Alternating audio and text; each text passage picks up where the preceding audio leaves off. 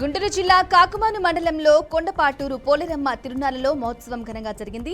ఆలయ ఈవో సురేష్ బాబు ఆధ్వర్యంలో అర్చకులు వేద మంత్రోచ్చరణలతో పోలేరమ్మ తల్లిని అలంకరించి భక్తుల దర్శనార్థం ఏర్పాట్లు చేశారు.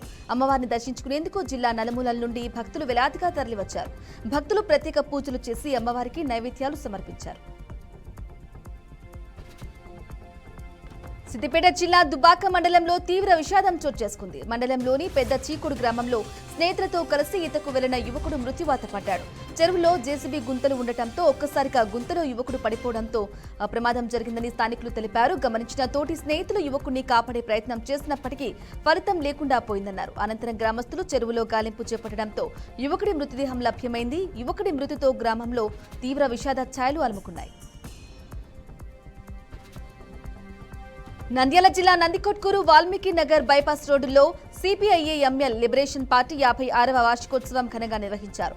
ఈ కార్యక్రమంలో లిబరేషన్ పార్టీ జెండాను జిల్లా నాయకులు పిక్కిలి వెంకటేశ్వర్లు ఆవిష్కరించారు. లిబరేషన్ పార్టీ నిర్మాణానికి అందరూ కృషి చేయాలని పిక్కిలి వెంకటేశ్వర్లు పిలుపునిచ్చారు. రాబోయే కాలంలో బీజేపీ ప్రభుత్వం మతోన్మాదానికి వ్యతిరేకంగా ఉద్యమించి పార్టీని ప్రజల్లోకి తీసుకెళ్లాలన్నారు. మంచిర్యాల జిల్లా చెన్నూరు పట్టణంలో రోడ్డు ప్రమాదం చోటు చేసుకుంది. కంకర లోడ్తో వెళ్తున్న లారీ అదుపు తప్పి బోల్తా పడింది.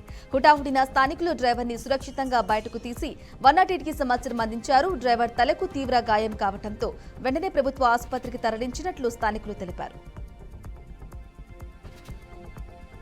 ఆదిలాబాద్ జిల్లా సోనాల మండల కేంద్రంలో భూభారతి చట్టం అవగాహన సదస్సు నిర్వహించారు. ఈ కార్యక్రమానికి ముఖ్య అతిథిగా కలెక్టర్ రాజశీషా హాజరయ్యారు. ధరణి పోర్టల్ తీర్చని అనేక సమస్యలకు భూభారతి చట్టం పరిష్కారం చేస్తుందని కలెక్టర్ తెలిపారు. అసైన్డ్ భూముల సమస్యలు త్వరలోనే పరిష్కరిస్తామన్నారు.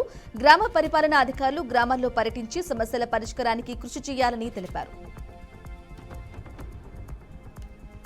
మంచిర్యాల జిల్లా కోటపల్లి మండలంలోని పారుపల్లి గ్రామంలో అజ్ఞాత మావోయిస్టు లచ్చన్న కుటుంబానికి పోలీసులు చేయూతనందించారు. Maoist central zone divisional committee secretary Atram Lachanna కుటుంబీకులకు నిత్యావసర సరుకులు అందజేశారు. అజ్ఞాతం వీడి జనజీవనంలోకి రావాలని లచ్చన్నను కోరారు. తన కుటుంబానికి ప్రభుత్వం అన్ని విధాలుగా అండగా ఉంటామని rural CI Sudhakar, SI Rajender తెలిపారు.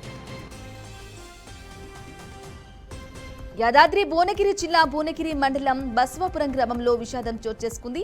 ఇంటర్ పరీక్షలో ఫెయిల్ అవ్వడంతో విద్యార్థి మనస్తాపానికి గురై ఇంట్లో వేసుకుని ఆత్మహత్య చేసుకున్నాడు. మృతుడు భువనగిరి శ్రీ వైష్ణవి కళాశాలలో ఇంటర్ చదువుతున్న రాసల అరవింద్ యాదవ్గా పోలీసులు గుర్తించారు.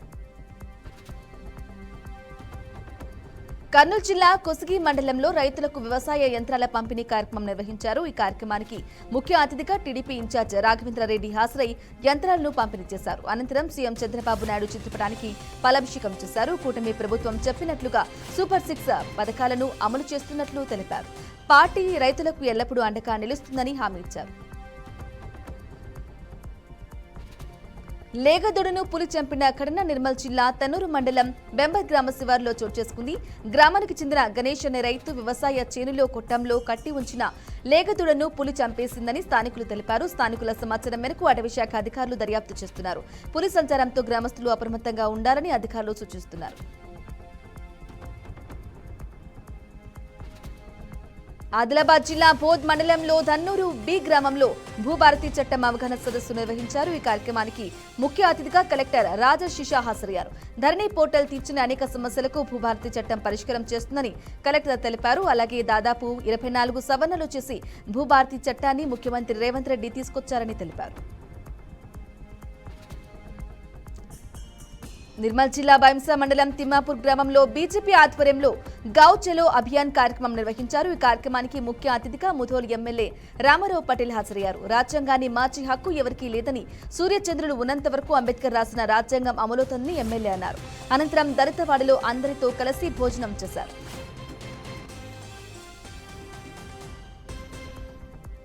ప్రకాశం జిల్లా పల్లామల్లి గ్రామంలోని జడ్పీ హైస్కూల్లోని విద్యార్థులకు సైకిల్ పంపిణీ చేశారు. ఈ కార్యక్రమంలో ఎమ్మెల్యే విజయ్ కుమార్ పాల్గొని విద్యార్థులకు సైకిళ్లను పంచారు. అలాగే ఏపీ మిడ్ వెస్ట్ గ్రానైట్ సంస్థ వారు కార్పొరేట్ సోషల్ రెస్పాన్సిబిలిటీలో భాగంగా విద్యార్థులకు ఇటువంటి కార్యక్రమాలు చేయడం చాలా సంతోషకరంగా ఉందని ఎమ్మెల్యే అన్నారు. మీ తల్లిదండ్రులు పడే కష్టాలను దృష్టిలో పెట్టుకుని అందరూ చక్కగా చదవాలని విద్యార్థులకు చెప్పారు. ఇంత మంచి కార్యక్రమానికి శ్రీకారం చుట్టిన ఏపీ మిడ్ వెస్ట్ గ్రానైట్ సంస్థ యాజమాన్యాన్ని ఎమ్మెల్యే అభినందించారు. నెల్లూరు జిల్లా కోవూరులోని ఐసీడీఎస్ కార్యాలయం వద్ద అక్షరాస్యత కార్యక్రమాన్ని నిర్వహించారు. ఈ కార్యక్రమంలో ఎమ్మెల్యే వేమిరెడ్డి ప్రశాంతిరెడ్డి, కలెక్టర్ ఆనంద్ పాల్గొని కార్యక్రమాన్ని ప్రారంభించారు. నియోజకవర్గంలో ఈ అవకాశం కల్పించినందుకు సంతోషంగా ఉందని ఎమ్మెల్యే అన్నారు. ప్రతి సంవత్సరం 30,000 మందిని అక్షరాస్యులుగా తీర్చిదిద్దితే 10 సంవత్సరాల్లో నిరక్షరాస్యత సంఖ్య తగ్గుతుందని కలెక్టర్ తెలిపారు.